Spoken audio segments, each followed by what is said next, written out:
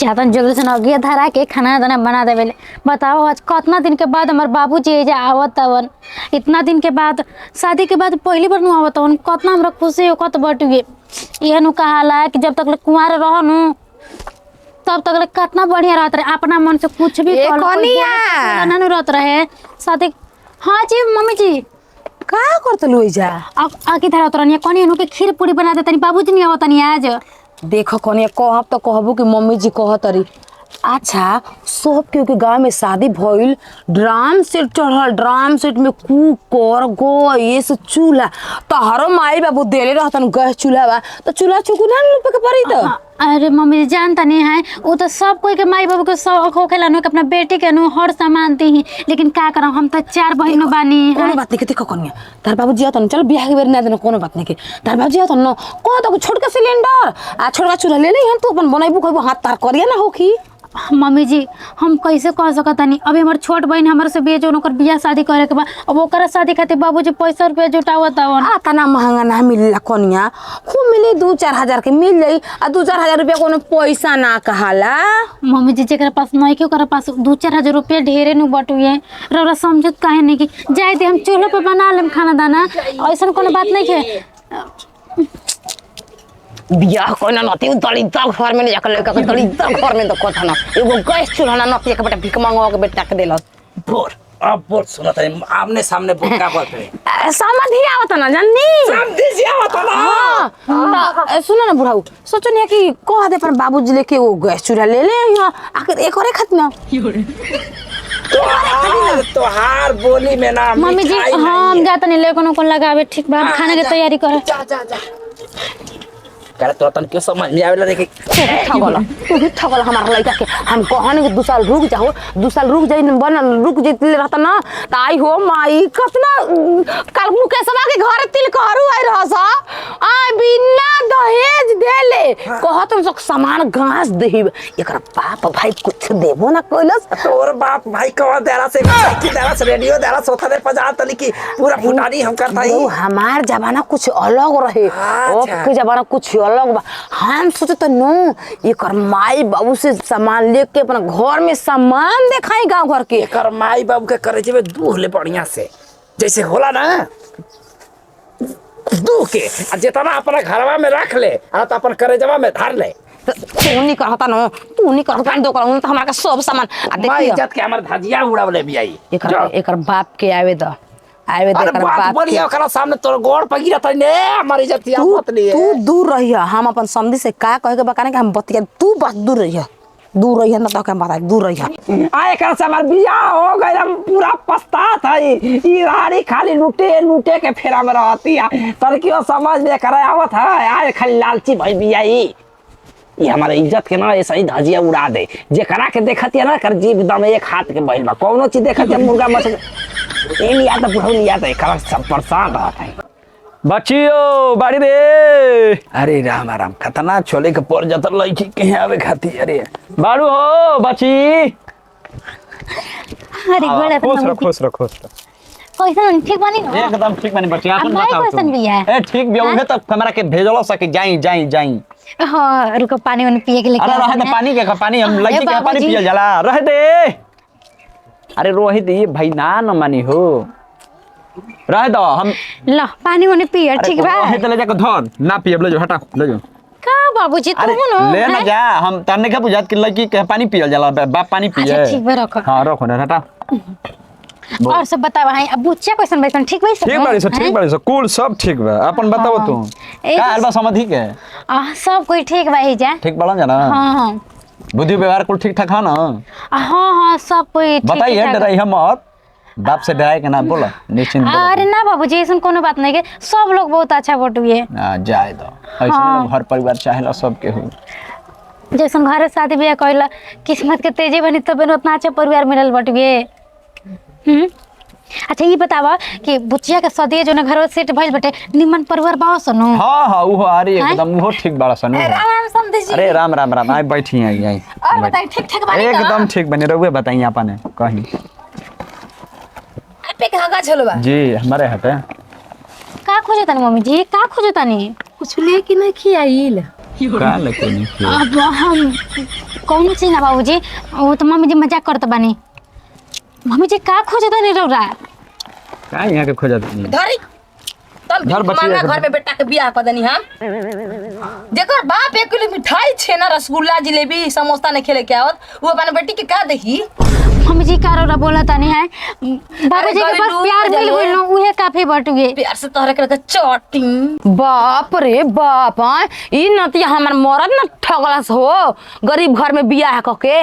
ई नतिया के बेटा समझी बा, मन त करता नु कि एक लत मार के आ बहरी कदी घरवा से दोगलवा के सेतिया में दामाद मिल गइल, सेतिया में बेटी बगे दल शादी कके आए, सेतिया में बेटी के निमन घर मिल गइल। अब का चाही? अब कुछ चाही? अट्टा पता ना बेटी के पलंग पर जाके बढ़ जेता टे आए दम हमार जियारा दुखी हो गइल बेटे। गलती बा हो तो तोहरे में गलती बा बुढ़ा। ओए हो माई आई ओरे ना तारा तुम बियाह क पछता तनी का भाई? जवान रहनी बूढ़ भतार रहला तबो रह गइनी है। ई बतावा हमारा बेटा के तू ठगवा देला, आइल बे समधी 1 किलो मिठाई रख लेके आइल। समधी आइल बना? हां 1 किलो मिठाई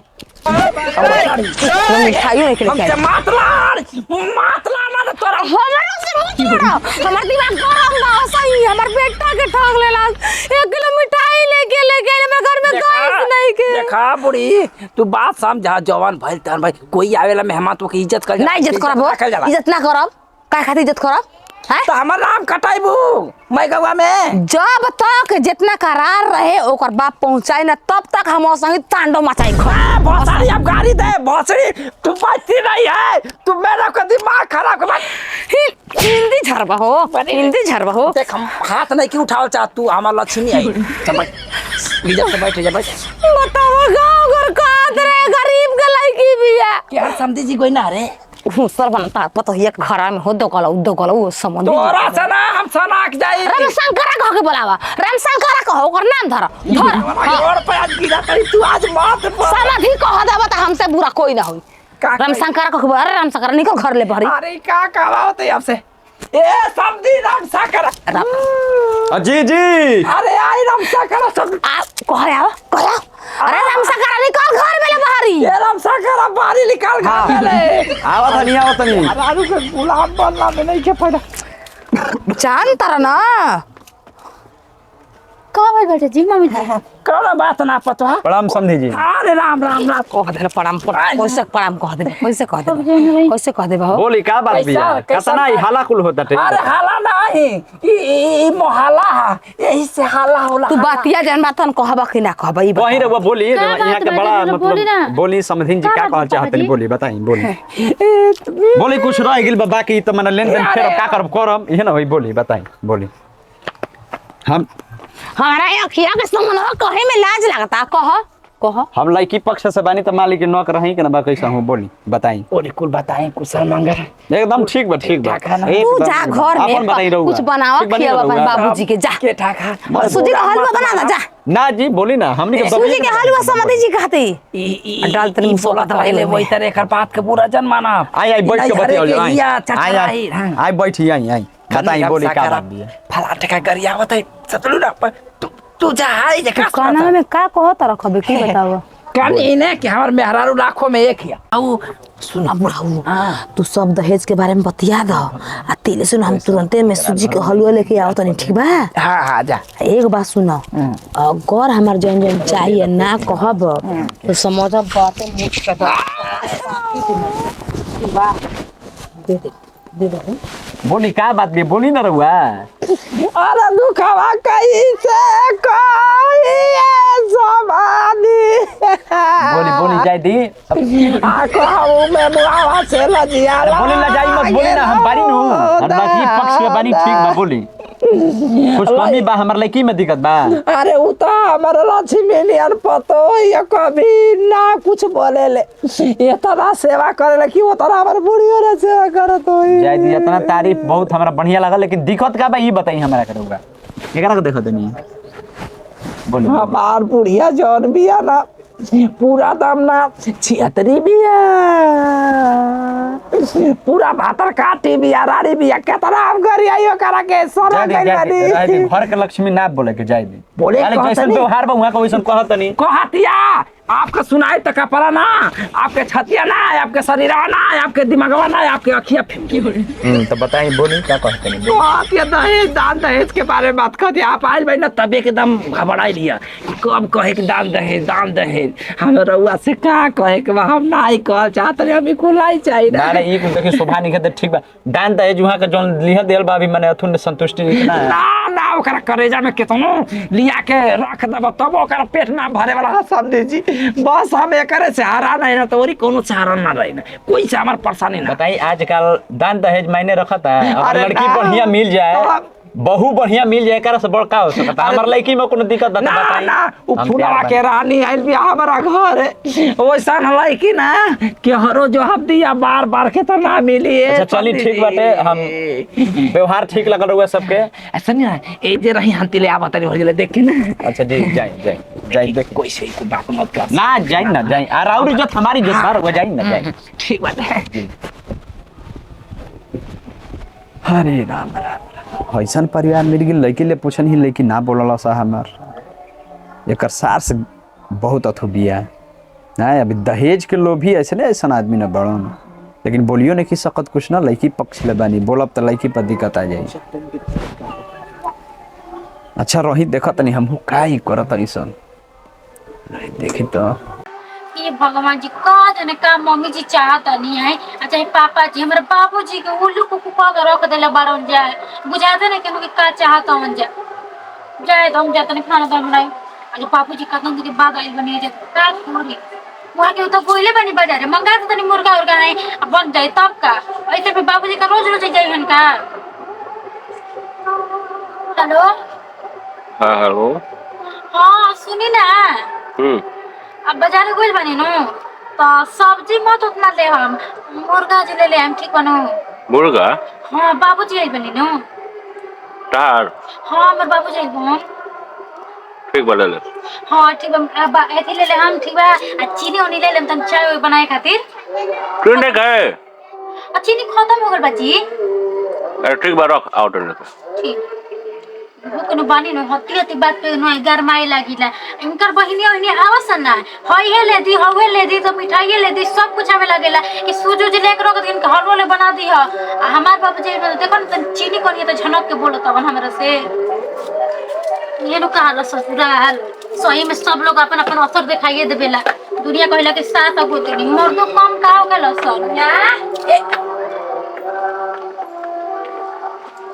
जी मन जब से बाप ये देखो मार क्या कर दिया बरे ये मुंह ये फाड़ दे जनते के पूछा जब से बाप आइल बा तेरे हाउ बड़ा करे लगता बाबा पैसा बांध के लेके आइल बा काहे अपन धोती जामी देखिए मम्मी जी अपन लिमिट रोड में क्रॉस कर दे ओए माया पूरी अगर पूरी देखा का बतियाओ तुम सब रोड हम सब जानता नहीं नो करा तो का ए चाह रुक ना ना इते दीजी मुर्गा दी बनाई हमें जा अरे का लइका बुद्धि करतिस रे जानता नहीं और माई को बस हम कहत ना नहीं रो से ये लोग पैसा रुपया को वो लालची इंसान बन जानो हमर जॉब से बाबूजी आइल बन तब से वो लोग को पकड़ के रखले बाड़ी के लइका बियाला आ केकरा सरधा ना रहेला को कर दान दे खूबी ने मिलो चुप ना रही अरे तो हित ना तो हम ससुर आइल गन तो मुर्गा मीट खिया दो ससुर खाते मुर्गा मीट नाती खिया दे बाप पर बाप माई खाते खियाइले हो कबा दो हमरो करने जरल बा देखा तनी नो कैसे बोला तड़ी देखा तनी चले न सासु सुबह मारबा नती जनम त नमक चटा के कपड़ा फारो हम बियाल बन कुछ कर सकते पढ़ा का दिक्कत बटे